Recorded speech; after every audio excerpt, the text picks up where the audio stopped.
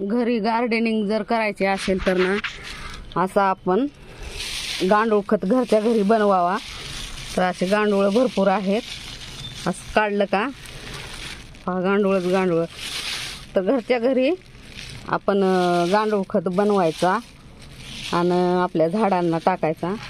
तर हे गांडूळ इकडं ताजं शेण आहे, या शेणामध्ये मी गांडूळ सोडते, आधी सोडलेले आहेत काही। तर हे 45 दिवसानंतर ना खाऊन याचं गांडूळ खत बनवितात हे गांडूळ। तर असे गांडूळ जर आपल्याला म्हणजे वरचा जे वर्मी कंपोस्ट काढायचा आहे ते आपल्याला असा काढायचा बाजूला आणि तो झाडांना द्यायचा। त्यामुळे झाडांना फळं फुलं हे खूप मोठ्या प्रमाणात येतात, जास्त प्रमाणात येतात। तर आपण ही खत घेतलेलं आहे काढून, आणि इथं बघा असे गांडूळ खूप गांडूळ आहेत असे खाली, हो का आहेत का गांडूळ,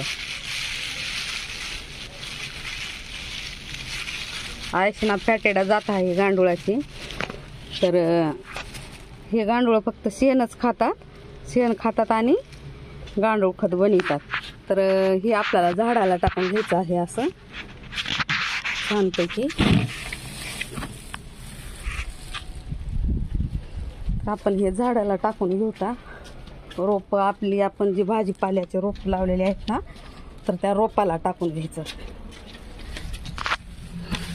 तर मस्तपैकी असं वांग्याचं रोप आहे, वांग्याच्या रोपाला वर्मी कंपोस्ट टाकून घ्यायचा म्हणजे गांडूळ खत।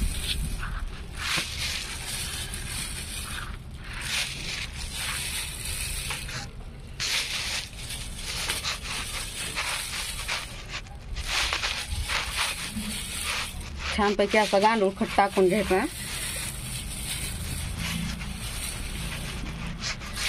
त्यामुळे काय होईल, आपल्याला ताज्या ताज्या भाज्या घरी भेटतील नैसर्गिक पद्धतीनं काढलेल्या, आणि याच्यावर कोणतीही फवारणी किंवा कीटकनाशकाचा वापर न करता आपल्याला घरच्या घरी अशा भाज्या छानपैकी भेटू शकतात। त्यासाठी आपण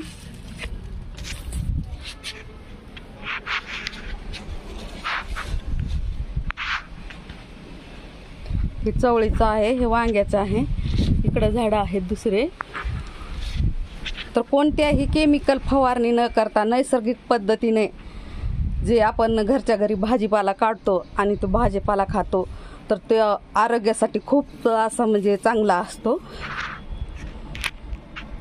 केमिकल फवारण्यामुळं आजकाल खूप फवारण्या केल्यामुळं काय व्हायलंय, लोकांना असे कॅन्सर होत आहेत, डायबिटीज, शुगर आणि डायबिटीज एकच म्हणा, पण कोणतेही रोग, BP, कोलेस्ट्रॉल हे असे आजारे वाढत आहेत, कारण आपण आपलं खाणं चांगलं राहिलं नाही, एकदम भेसळ खाणं झालेलं आहे।